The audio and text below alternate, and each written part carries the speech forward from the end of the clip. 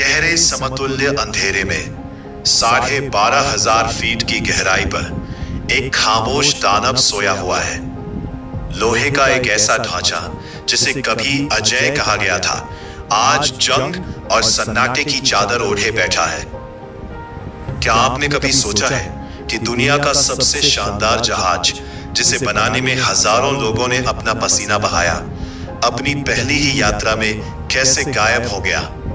यह सिर्फ एक जहाज के डूबने की कहानी नहीं है, यह इंसान के घमंड और कुदरत की ताकत के बीच हुए उस खौफनाक टकराव की दास्तान है, जिसने इतिहास को हमेशा के लिए बदल दिया।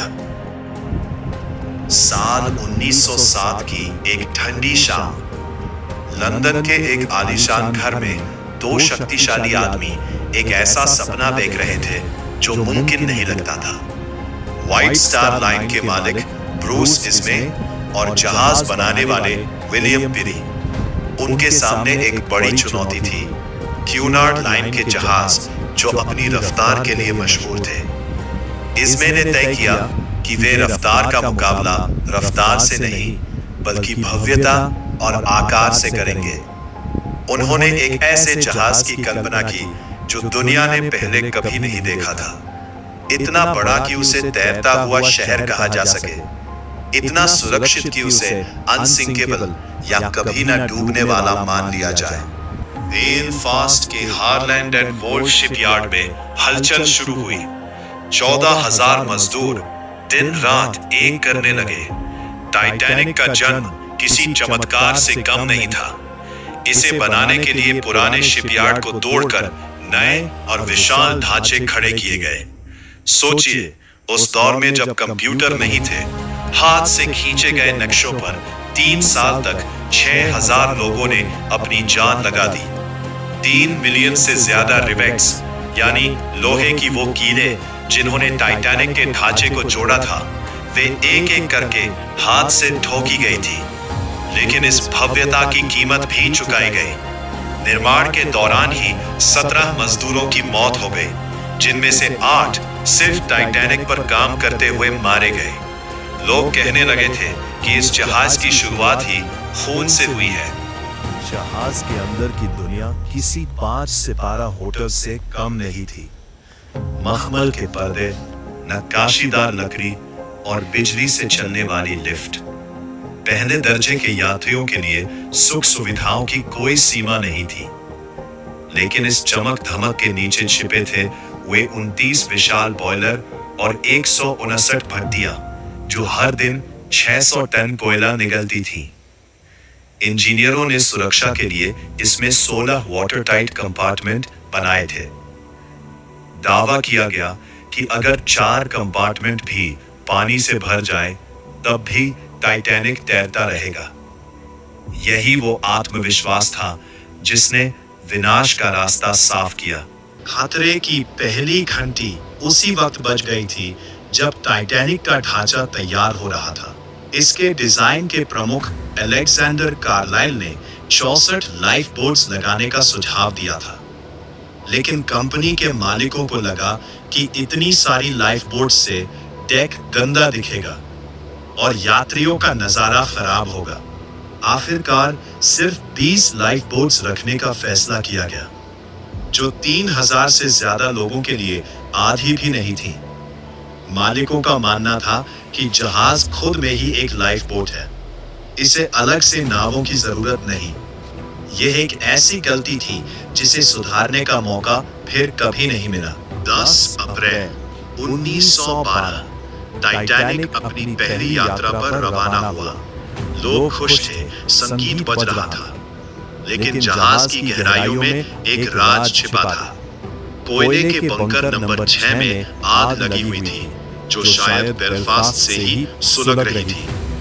चालक दल इस आग को बुझाने की कोशिश कर रहा था, लेकिन उन्होंने यात्रियों को भनक तक नहीं लगने दी। ऊपर की मंजिलों पर अमीर लोग शराब और जश्न में डूबे थे, जबकि नीचे की गर्मी और धुआं आने वाले तूफान का संकेत दे रहे थे। समुद्र की वह रात बेहद अजीब थी, बिल्कुल शांत, कोई लहर नहीं, कोई हवा नहीं और आसमान में चांद भी नहीं था। ऐसी रातों में आइसबर्ग को देख पाना नामुमकिन के बराबर होता है, क्योंकि लहरें उससे टकराकर सफेद झाग नहीं बनाती। किस्मत देखिए, जहाज के लुकआउट्स के पास दूरबीन तक नहीं थी।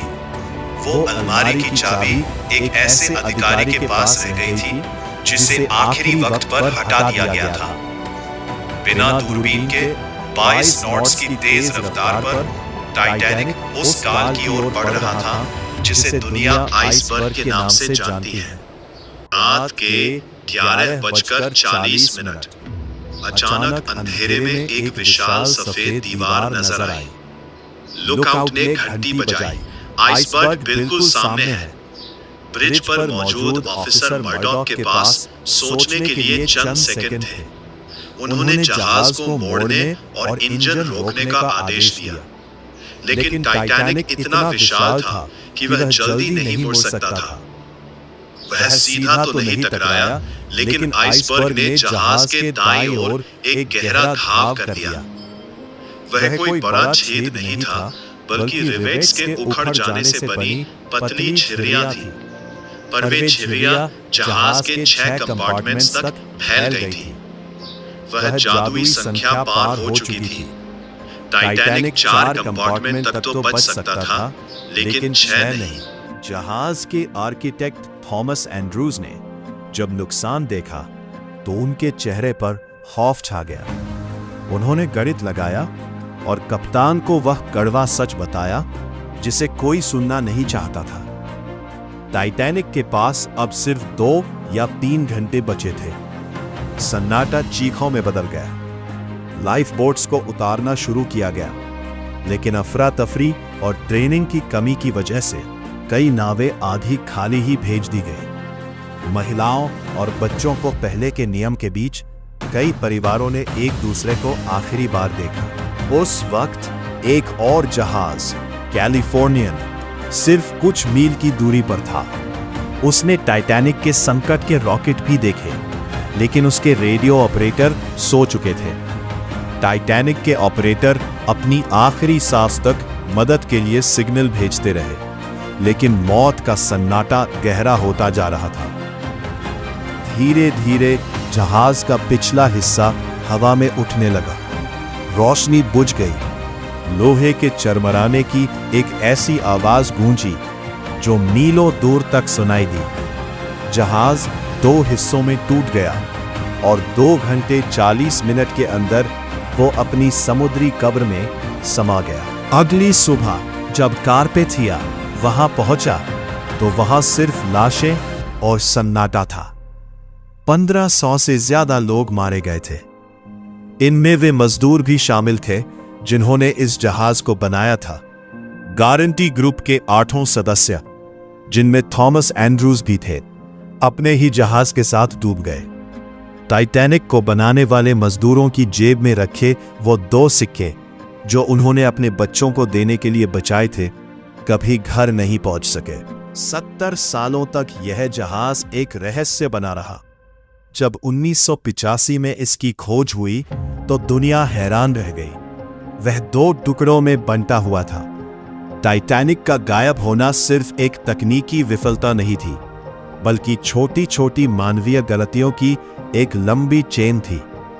दूरबीन का न होना, रफ्तार कम न करना, लाइफ बोट्स की कमी और कुदरत को चुनौती देने का वह घमंड। टाइटैनिक आज भी समंदर की गहराई में धीरे धीरे गल रहा है।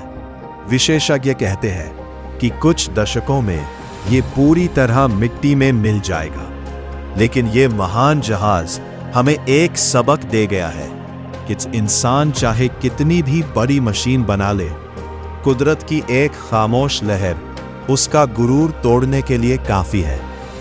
वह जहाज जिसे खुदा भी नहीं डुबो सकता था, आज एक चेतावनी बनकर अंधेरे में लेटा है, ये याद दिलाने के लिए कि कोई भी रचना अपने बनाने वाले से बड़ी नहीं होती।